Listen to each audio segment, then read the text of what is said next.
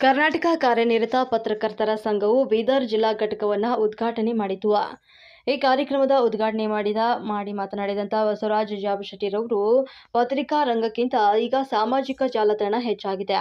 ಒಳ್ಳೆಯ ವಿಚಾರಕ್ಕಿಂತ ಕೆಟ್ಟ ವಿಚಾರವನ್ನು ತೋರಿಸಿದರೆ ಸಾಮಾಜಿಕ ಜಾಲತಾಣ ವಿಡಿಯೋ ಹಾಕುವವರು ಸಹ ಈಗ ಪತ್ರಕರ್ತರು ಅಂತ ಹೇಳ್ತಿದ್ದಾರೆ.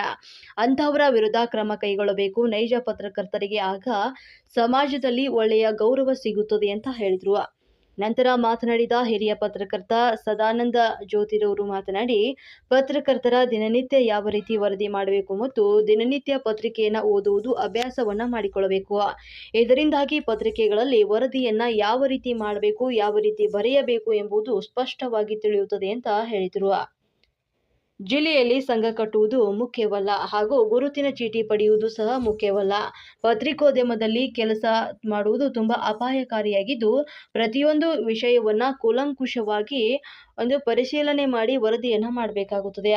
ನಾವು ಈ ಹಿಂದೆ ವಿಶ್ವೇಶ್ವರ ಭಟ್ರವರ ಜೊತೆ ಕೆಲಸವನ್ನ ಮಾಡಿದ್ದೇವೆ. ಅವರ ಶಿಷ್ಯರಾಗಿ ಅವರ ಬರವಣಿಗೆಯನ್ನ ನೋಡಿ ತುಂಬಾ ಕಲಿತಿದ್ದೇವೆ.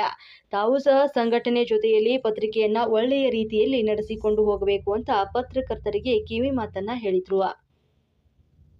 ಕಾರ್ಯಕ್ರಮದ ಅಧ್ಯಕ್ಷತೆ ವಹಿಸಿದ್ದ ಕರ್ನಾಟಕ ಕಾರ್ಯನಿರತ ಪತ್ರಕರ್ತರ ಸಂಘದ ರಾಜ್ಯಾಧ್ಯಕ್ಷರಾದಂಥ ಹುಲಿ ಅಮರನಾಥ್ ರವರು ಮಾತನಾಡಿ, ಸಂಘ ಕಟ್ಟುವುದು ತುಂಬಾ ಕಷ್ಟಕರದ ಕೆಲಸವಾಗಿದೆ. ಎಂದು ನಾನು ಸಂಘ ಕಟ್ಟಬೇಕಾದ್ರೆ ಬಂದಂಥ ಅಡೆತಡೆಗಳು ತುಂಬಾ. ಆದರೂ ಅವುಗಳನ್ನು ಎದುರಿಸಿ ನಿನ್ನೆ ಕರ್ನಾಟಕದ ಕಿರೀಟ ಬೀದರ್ನಲ್ಲಿ ಘಟಕ ಉದ್ಘಾಟನೆ ಆಗ್ತಾ ಇರುವುದು ತುಂಬಾ ಸಂತೋಷವಾದಂಥ ವಿಚಾರ. ಯಾವುದೇ ಒಬ್ಬ ವ್ಯಕ್ತಿ ಹುಟ್ಟಿ ದೊಡ್ಡವನಾದರೂ ತಾನು ಹುಟ್ಟಿದ ದಿನಾಂಕ, ಹುಟ್ಟಿದ ಸ್ಥಳ, ಹುಟ್ಟಿಗೆ ಕಾರಣೀಕರ್ತರು ಯಾರು ಎಂಬ ಎಲ್ಲ ದಾಖಲಾತಿಗಳು ಇರುತ್ತವೆ.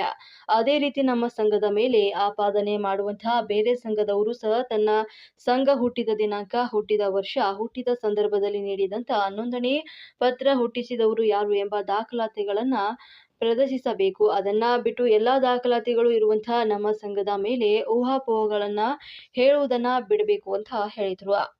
ಪತ್ರಕರ್ತರು ಎಂದರೆ ಎಲ್ಲರೂ ಒಂದೇ, ಎಲ್ಲರನ್ನ ಒಂದೇ ರೀತಿ ನೋಡಬೇಕು. ಒಂದು ಸಂಘದಲ್ಲಿ ನೋಂದಣಿಯಾಗಿರುವಂತ ಮಾತ್ರ ಪತ್ರಕರ್ತರು, ಉಳಿದವರು ಪತ್ರಕರ್ತರಲ್ಲ ಅಂತ ಹೇಳುವುದನ್ನ ಮೊದಲು ನಿಲ್ಲಿಸಬೇಕು ಅಂತ ಹೇಳಿದ್ರು. ಯಾವ ಪತ್ರಿಕೆಗೂ ಕಮ್ಮಿ ಇಲ್ಲದ ಹಾಗೆ ಇಂದು ನಮ್ಮ ಮಾಸಪತ್ರಿಕೆ, ಪಾಕ್ಷಿಕ ಪತ್ರಿಕೆ, ದಿನಪತ್ರಿಕೆಗಳು ಮುದ್ರಣವಾಗ್ತಾ ಇದೆ. ಜೊತೆಯಲ್ಲಿ ಸುದ್ದಿ ಹೆಚ್ಚು ಬರ್ತಾ ಇದ್ದು, ಸರ್ಕಾರ ನೀಡುವಂತ ಎಲ್ಲ ರೀತಿಯ ಸವಲತ್ತುಗಳನ್ನ ಎಲ್ಲ ಪತ್ರಕರ್ತರಿಗೆ ಸಿಗಬೇಕು ಅನ್ನುವುದು ಇದೇ ನಮ್ಮ ಸಂಘದ ಉದ್ದೇಶವಾಗಿದೆ ಅಂತ ಹೇಳಿದ್ರು. ಮಾಜಿ ವಿಧಾನ ಪರಿಷತ್ತು ಸದಸ್ಯರಾದಂಥ ಅರವಿಂದ್ ಕುಮಾರ್ ಅವರು ಅರಳಿ ಮಾತನಾಡಿ, ನಾನು ಸಹ ಪತ್ರಕರ್ತರಿಗೆ ನೋವು ಏನೆಂಬುದು ತಿಳಿದಿರುವೆ. ಇಲ್ಲಿಯವರೆಗೆ ಸಕ್ರಿಯ ರಾಜಕಾರಣಿಯಾಗಿದ್ದು, ಪತ್ರಿಕೋದ್ಯಮದ